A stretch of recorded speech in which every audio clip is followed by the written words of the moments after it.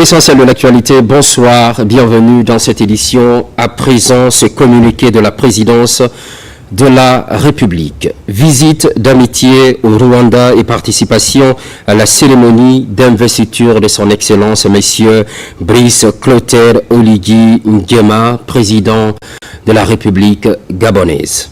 Son Excellence, le général Mamadi Doumbouya, président de la République de Guinée, se rendra à Kigali le 1er mai 2025 pour une visite d'amitié.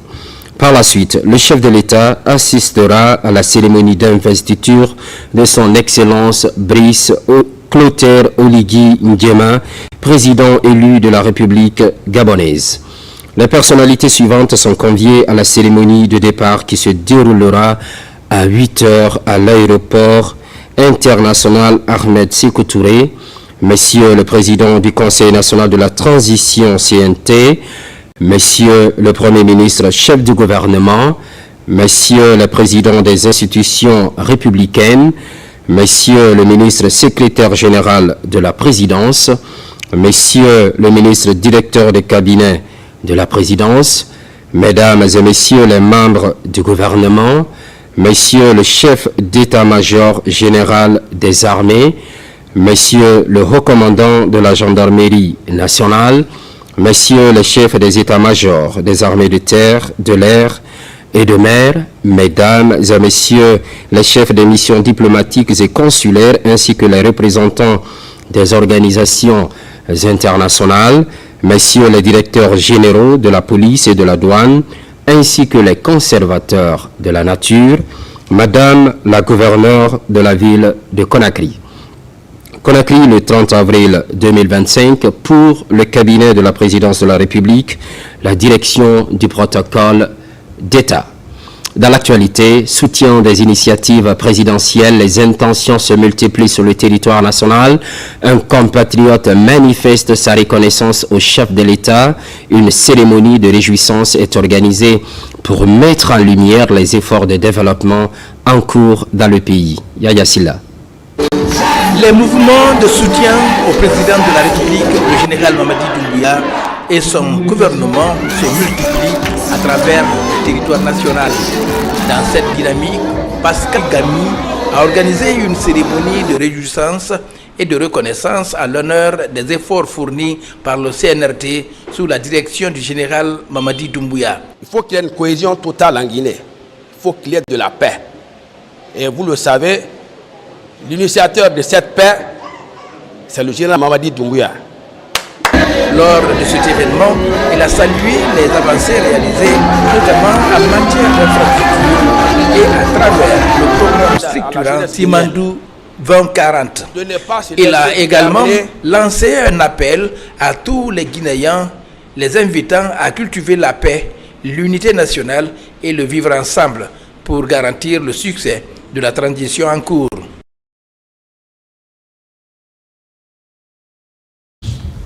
Assainissement des Koloma sur le Primo, des équipements sont mis à la disposition du quartier en don de l'entreprise Alpha Tolo Immobilier. C'est pour accompagner le bureau du quartier dans sa lutte contre l'insalubrité. Moussa Bangoura. Le bureau du conseil de quartier de Koloma sur le Primo, commune de Ratoma, bénéficie de matériel d'assainissement.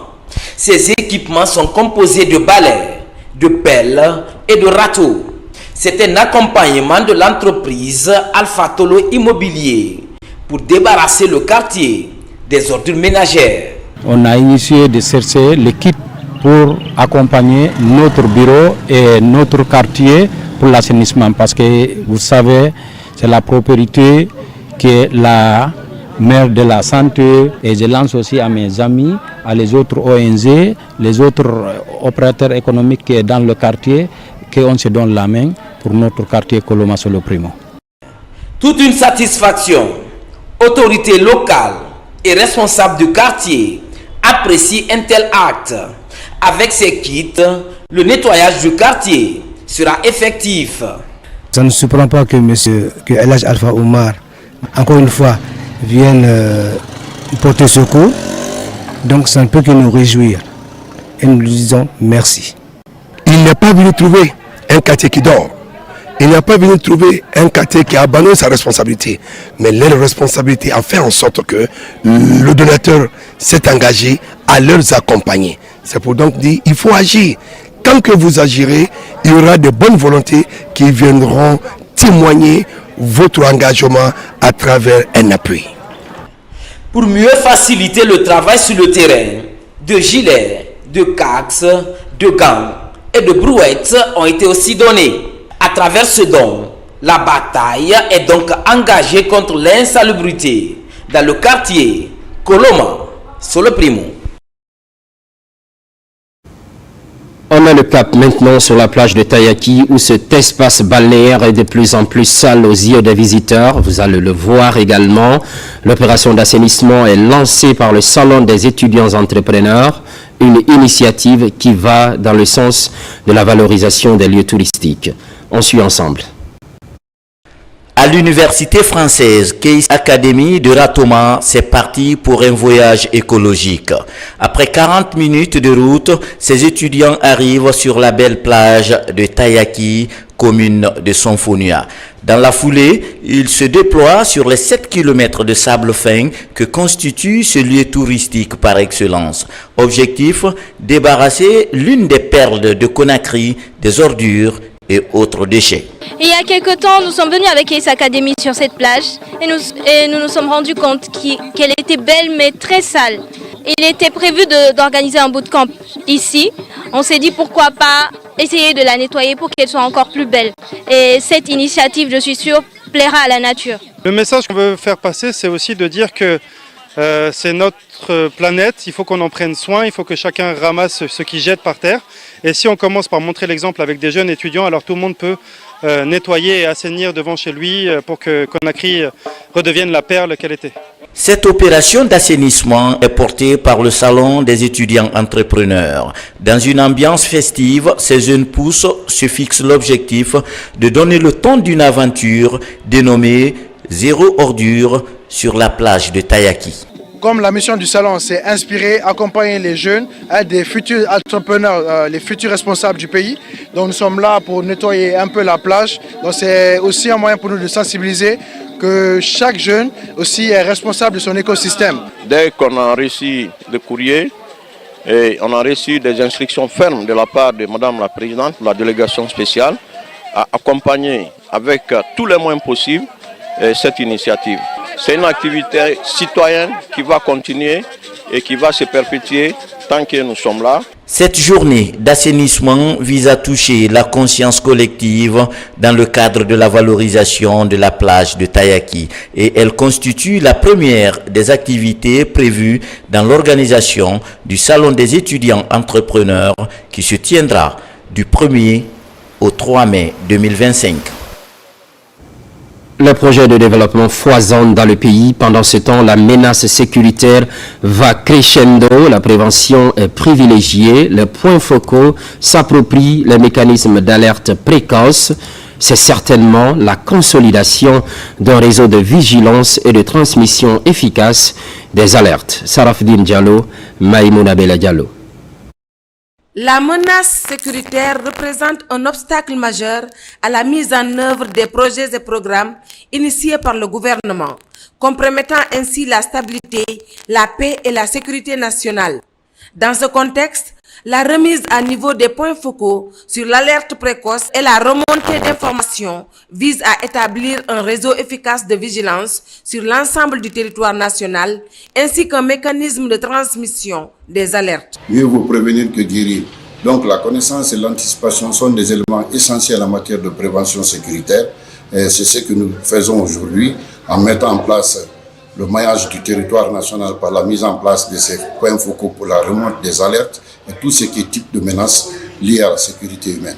Si des informations ne sont pas remontées au niveau du centre pour qu'ils soient traités, analysés, suivis de recommandations à l'intention du gouvernement pour prendre des dispositions par rapport à des constats qui sont faits, ça risque d'être un problème. Mais ce centre-là est en train de faire un travail de qualité dans l'intérêt supérieur de notre nation. C'est l'occasion de les féliciter, de les remercier. Les participants à cette rencontre de formation ont été outillés sur plusieurs thématiques essentielles, notamment les concepts de la sécurité humaine, les différents indicateurs de risque et d'incidents sécuritaires, ainsi que l'utilisation des fiches d'alerte. Selon les participants, cette formation leur a permis d'acquérir des compétences nécessaires pour répondre de manière efficace aux défis terrain. À partir de là, nous sommes déjà outillés. Nous devons vraiment prêter attention aux alertes qui seraient des risques pour la sécurité humaine, remonter les informations au niveau du centre. C'est eux qui vont traiter les informations et transmettre à qui des droits pour des prises de décision. Nous sommes fin prêts à aller sur le terrain et à apporter vraiment des mécanismes de réponse qui pourront servir à bien gérer. Le gouvernement guinéen, en collaboration avec ses partenaires, considère la dégradation de la situation sécuritaire en Afrique de l'Ouest comme une priorité urgente. Sous l'égide du Centre de coordination du mécanisme d'alerte précoce et de réponse aux risques sécuritaires, ce projet de formation concerne les points focaux des régions administratives, des préfectures et des communes de la zone spéciale de Conakry, renforçant ainsi la capacité de réponse face aux menaces sécuritaires. Au chapitre littérature, on parle à présent de l'ouvrage de Dr Mounjour Chérif. Il est baptisé préfet en zone minière, expérience de Fria. C'était à la faveur des 72 heures du livre récemment tenu à Conakry. Yaya Silla. Parmi les nombreux ouvrages publiés lors des 72 heures du livre, celui de Mounjour Chérif. Ce livre, intitulé Préfet en zone minière, expérience de Fria, est un ouvrage inédit sur le vécu d'un administrateur territorial à une période politique pleine d'incertitudes. Ce livre de plus de 200 pages présenté au public parle essentiellement de l'aptitude d'un gestionnaire de collectivité confronté à la dure réalité du terrain. La fonction de préfet, qu'il est important que les citoyens sachent que les épreuves qu'endurent les préfets qui vivent en zone minière, ce qui se passe le plus souvent dans cet environnement, ce sont souvent des conflits difficiles, des conflits sociaux, des conflits entre communautés et compagnies minières, mais dont les conséquences offrent leur coût au préfet. Et quand ça arrive ainsi, c'est lui qui en fait les frais, et au jugement, le préfet n'a souvent pas raison. Parce que c'est soit il est sanctionné, soit il est démis de ses fonctions. Avec ce constat et avec le temps que nous avons passé dans ces fonctions, sans naturellement être victime de tout ce qu'on vient de décrire, nous avons estimé que ceci étant un pan de nos mémoires, qu'il fallait en faire un écrit. Préfacé par un autre administrateur de renom, Abou Chéri Camara, ce livre est une sorte de mémo d'une période tumultueuse pour un jeune cadre déterminé à réussir sa mission. Les témoignages recueillis sur place confortent bien les écrits de Mounjour Chérif. C'est une école pour chacun de nous, c'est une école pour tous les cadres de l'administration afin de s'inspirer de son exemple et savoir comment il faut diriger, il faut commander dans l'administration territoriale et comment il faut savoir se mettre à la disposition de son pays, comment il faut apprendre à servir sa nation. Je voudrais saluer et féliciter son courage, son professionnalisme, son patriotisme et son partage de ce qu'il a vécu, de ce qu'il a connu pendant qu'il était préfet en zone minière. Ça m'a fait du plaisir donc d'être aujourd'hui ici avec lui et surtout d'apprécier, n'est-ce pas, l'œuvre qu'il a produite.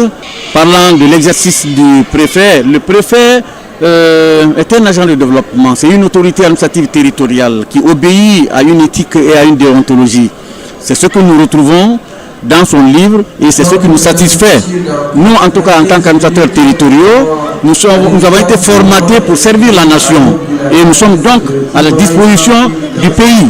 De plus en plus, les cadres guinéens racontent l'histoire à travers l'écriture. Le livre Préfet en zone minière, expérience de Fria, vient s'ajouter à la longue liste d'ouvrages littéraires rangés désormais dans les espaces de vente. On prend la direction de Sigiri, immense perte dans la ville aurifère. Le Djeli Tomba a tiré sa révérence. Mamadou Kouyaté est décédé des suites de maladie. Il était le président de l'association des Djeli Tomba. Sa famille ainsi que sa structure lui ont rendu les derniers hommages. Ali Badara Kondé.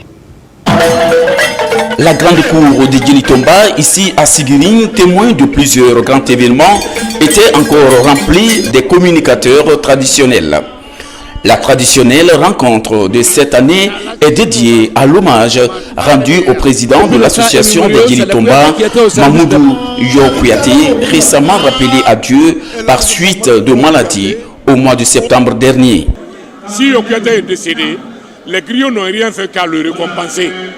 Parce que depuis les anciens présidents des griots de Djeli Tomba, c'est Kouyaté qui ont célébré toutes leurs cérémonies. Et quand Kouyaté aussi est décédé, on est obligé aussi d'appeler tous les griots de l'Afrique pour venir récompenser Yo. Et en donner aussi la reconnaissance à le gouvernement. Kouyaté, pour la première fois qu'il est tombé malade, c'est l'État qui a pris en charge Kouyaté de l'amener en extérieur. Quand il est décédé, on l'a ramené encore en Guinée, donné encore une vol spéciale, prenez son corps et envoyé à Sigiri. C'est Général Mamadou Doumbouya qui a tout initié.